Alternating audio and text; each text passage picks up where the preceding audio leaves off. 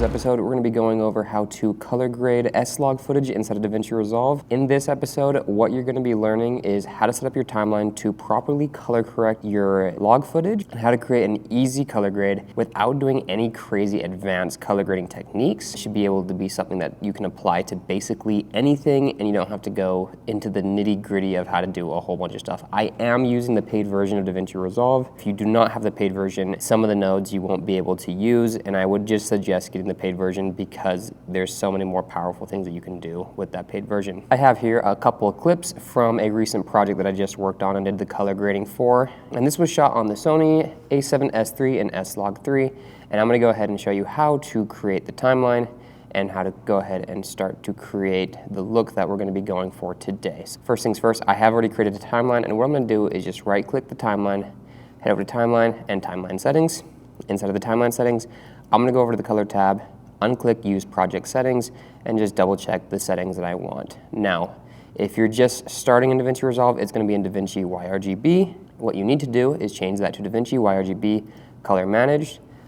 And then depending on what kind of computer or monitor you're using, you will have to decide yourself of what you're going to do. I am using a Mac, and so I know that I'm going to be color grading to a Rec. 709A. So I'm going to click this button right here, come down to my output color space. If you're using a PC, you're most likely going to be color grading to Rec. 709 Gamma 2.4. So again, if you're using a PC, come down here and click Gamma 2.4. If you're using a Mac, most likely what you need to do is click Rec. 709A to get the right color space to make sure that it is accurate when you export the video.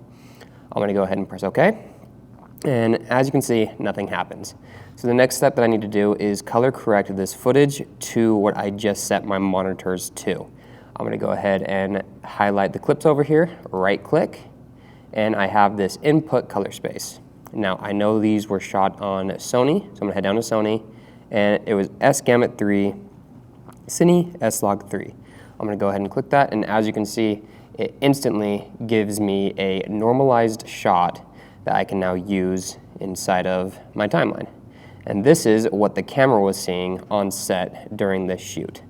So now my goal is to just simply take these shots and color grade these to my liking. Let's go ahead and start doing our grading. I'm going to go to the color page right here. I'm going to go ahead and set up my node tree really fast. I tend to do this. I already have some presets that I do with this, but in this case, I'm going to try to set it up so you can see what I'm doing off the bat. Let's go to the first clip right over here, and to create a node, press Option S if you're using a Mac, Alt S if you're using a PC. So I'm going to create 4 nodes, let's go 5 really quick. Now I'm going to leave this first node out of the way because I use this for noise reduction if I need to use it, and then here are the rest of the nodes I'm going to be using. I'm going to go ahead and analyze what I would like to do on this footage. First, I think the footage is coming out way too hot, and you can see over here in the waveform that it is way too warm.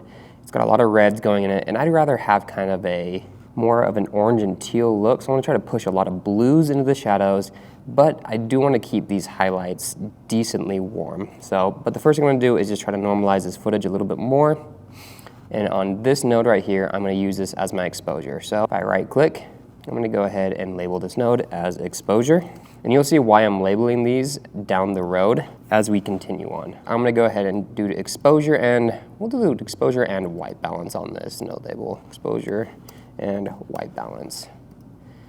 Okay, so is it just a little bit too crunchy for me? So what I'm going to do, head down into my custom curves, go to these 3 dots. This is just a method that I always use. Go to editable splines. So when I click this, I can kind of create my own little spline right here. And I'm going to raise it up just a little bit and then bring it down, and then same thing on the shadow. Bring it up just a little bit and then raise it down and give that nice gradual filmic S-curve. Perfect. Now that we have that, I'm going to go ahead and do my white balance. I like to use the number pad for this. You don't have to use the number pad if you don't want to. You can just go ahead and use the offset wheel, which is what I'm technically using, but I'm just using the hotkeys for it. What you need to do if you want to use a number pad is come over here into color, head down to your printer lights, and then turn on your printer light keys, and it'll tell you what the numbers on your keyboard will do for your printer light keys. So first thing I'm going to do is I'm just going to bring down some of the red I'm gonna just tap that down a couple of times and just push in a little bit of blue, and you can kind of see what that's already doing. Maybe give it just a little bit of green, take out some more red. And as you can see, it's just this offset wheel that I'm bringing down right now. So I'm taking away some of the red, and I'm just giving it some kind of a teal look right there. And I'm pretty happy with that. Maybe give it just a little bit more. Maybe take off a little bit of contrast and bring down my highlights just a hair. Grab the gamma, bring that down just a little bit. Okay, so let's look at what we've already done with just a few keystrokes. Okay, I'm already liking that a lot more. Over here, I'm gonna go ahead and use this as my saturation node. Let's go ahead, node label, saturation. And I'm gonna do something that is a pretty normal technique within most of the color grading realms.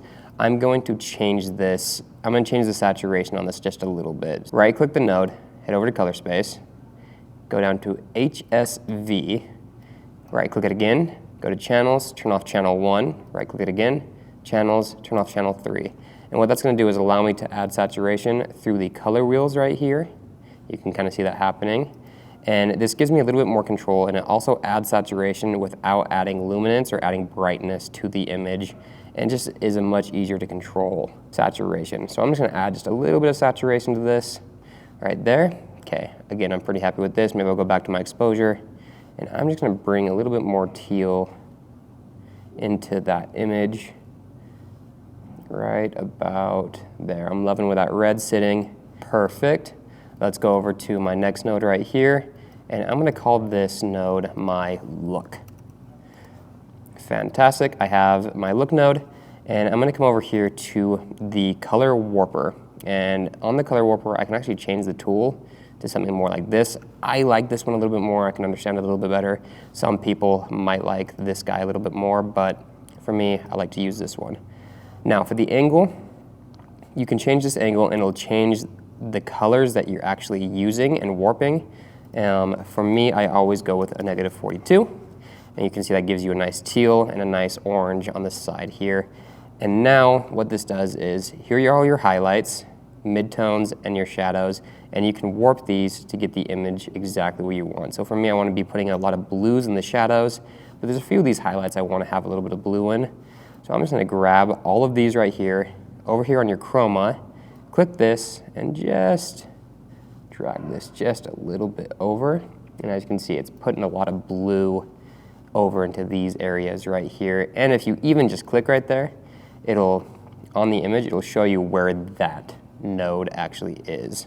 So I could even just click this guy right here and just push that over. You can see it pushing the blue into that specific section right there. So again, maybe I will just move these over just a little bit more, but I still want to keep a nice warm tone on her skin. So I'm going to grab these guys and I'm just push them over this way just a little bit, and that's giving me a really good look and good color separation within this image. You can see it happening. It's a very subtle thing, but it does a lot for the image. Okay, my final node. This is the thing that I love adding to all of my clips. Head down to the film look creator, add that in. Instantly off the bat, it looks pretty terrible. I actually won't be using a lot of this. This is kind of like my last thing that I dial in. I'm gonna click this and change it to clean slate. So basically I'm turning off all the effects of this effect. First thing we're gonna do, let's go ahead and add a vignette and just dial that into where we would like it. Something like that.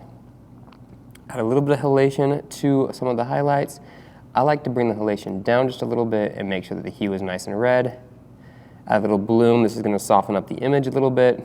And then add grain for some texture. And the grain that I like to use is a 65 millimeter. And I turn the saturation. Now, here is kind of before and after of that. Again, a very subtle thing. And then I will come up here. And you can change and you can mess with the film looks, see what you like. I'm not going to use any of these specific film looks today. I'm simply going to go ahead and turn that off and then just play with some of the last little bits of color settings right here.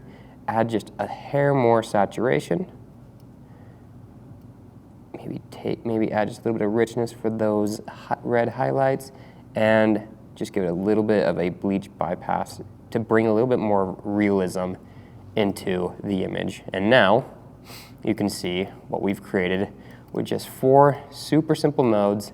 And of course, if there is any noise happening, so just double check throughout the image. If there is any noise happening, we can always go into here and just, what I would do is go to 3 frames and bring this up to maybe about 3. And that would give you a very good noise reduction on the image. But let's go ahead and look at the beginning. Here's before, here's after, before, after, and even so, I might want to go ahead and just warm this up just a little bit, maybe on the gain. Just give it a little bit more highlight, and then on the gamma, bring it down just a little bit for some good color separation. Perfect. That is, let's go ahead and look at that again, before and after. That's looking fantastic to me. Since we did this with one image, the cool thing that we can now do inside of DaVinci Resolve is we can actually go ahead and right click this and grab still. And now we've saved our node tree and we've saved this to be able to use it on other clips. Another cool feature that you can do is head over here and you can add a power grade album. And when you create a power grade album, let's go ahead and just say save nodes. We can name this whatever you like, but when you create a power grade album, if you go ahead and save this into that power grade album, this is going to go to every time you open up a new project. So now you have this node tree every time you open up a project inside of DaVinci Resolve. It's a great feature to use, especially if you're going to be color grading for multiple projects and stuff like that. So now we can go over to this next image right here. Simply just grab this and apply and just tweak it however we want. There might be some skin tone things that we need to fix up a little bit, but I think off the bat that looks pretty good. Maybe on this one we will just raise the shadows just a little bit. Come down here, I'm gonna just raise the shadows a little bit and maybe even raise the highlights. We're just getting a little harsh on her skin over here, so I might pull back a little bit of that saturation. Kind of like it right there. Maybe we'll come over here and just see where that's hitting. That's hitting pretty harsh right here. Just grab this guy and just dial him back just a hair.